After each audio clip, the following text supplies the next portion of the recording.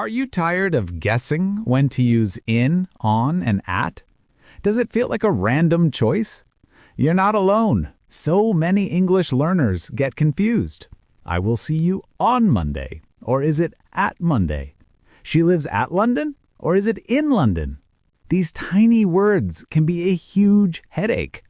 But what if I told you there's one simple visual trick that can solve 90% of your confusion for good? In the next few minutes, I'm going to show you a powerful pyramid method that will make these prepositions finally click. Forget memorizing long, boring lists of rules. By the end of this video, you will understand the system behind these words and use them with confidence. All right, let's get straight to it.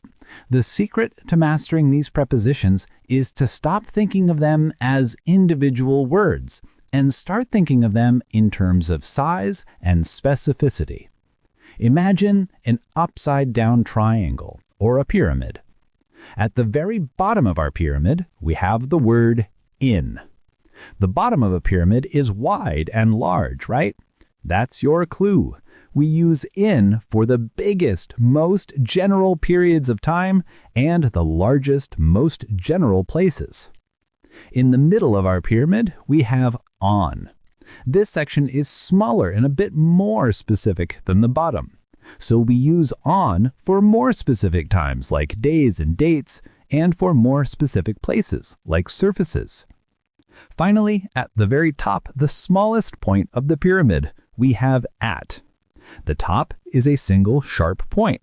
That's your hint that we use at for the most specific, exact times in the most precise points or locations.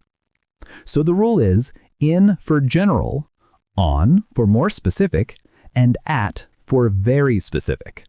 This simple pyramid trick is so effective, I've even seen other great lessons titled Master in, on, at in 30 minutes use similar visual ideas because they just work.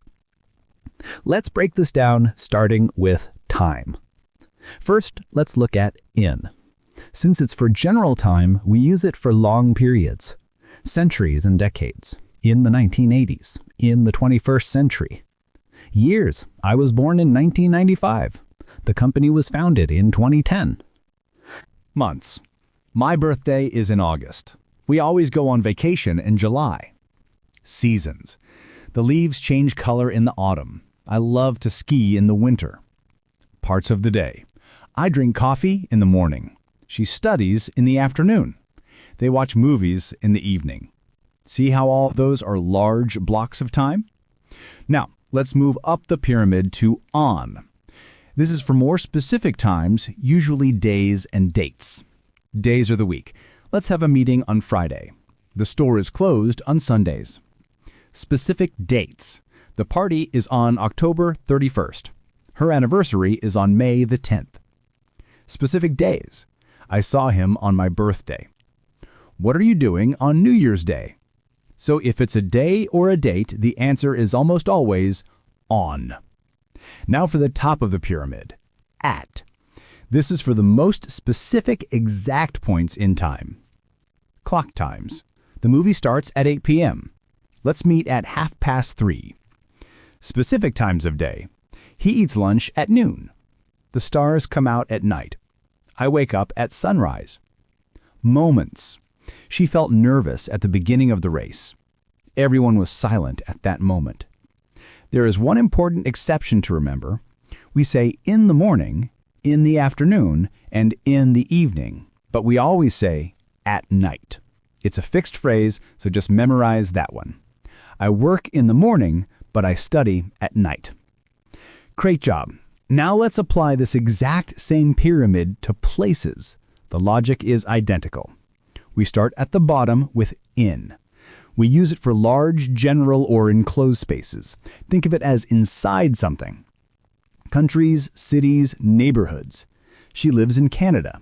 I work in Manhattan. They grew up in a small town. Enclosed spaces. The keys are in the box. He is sitting in the car. I'm in the kitchen. Next, we move to the middle of the pyramid, on. We use this for surfaces. Surfaces. The book is on the desk. There is a picture on the wall. Streets and avenues. The shop is on Oxford Street. Floors of a building. His office is on the 3rd floor. Public transport. I am on the bus. She's on the train. Technology. This is a modern exception we use on for technology and media. For example, he is on the phone. I saw it on the internet. My favorite song is on the radio. Finally, let's go to the top of the pyramid, at. We use this for specific points or exact locations. Specific addresses. They live at 45 Main Street. Specific locations. I will meet you at the bus stop. She is waiting at the entrance. He is at work. They are at the cinema. Once you understand this concept, you can truly master the prepositions of place in, on, at, the pyramid trick. Now, there's a subtle but important difference with some places. For example, at school versus in school. If you say, my son is at school right now, it means he is physically at that location. But if you say, my son is in school, it means he's a student. He hasn't graduated yet. It's his current life stage. So let's do a quick final review. In is for general large things. In 2024, in Paris, in the morning. On is for more specific things like surfaces, days, and dates. On the floor, on Saturday, on your birthday. At is for the most specific points in time and place. At 9 p.m., at the corner, at the train station. Just remember the pyramid and you'll get it right almost every time. Practice using it and soon it will become completely natural. I hope this simple trick helps you use in, on, and at with much more confidence. If this lesson was helpful and made the rules clearer, please do me a favor and hit that like button. It really helps the channel grow. And for more easy-to-understand English lessons that will make your skills shine, make sure you subscribe to English Glow. Thank you for watching, and I'll see you in the next video.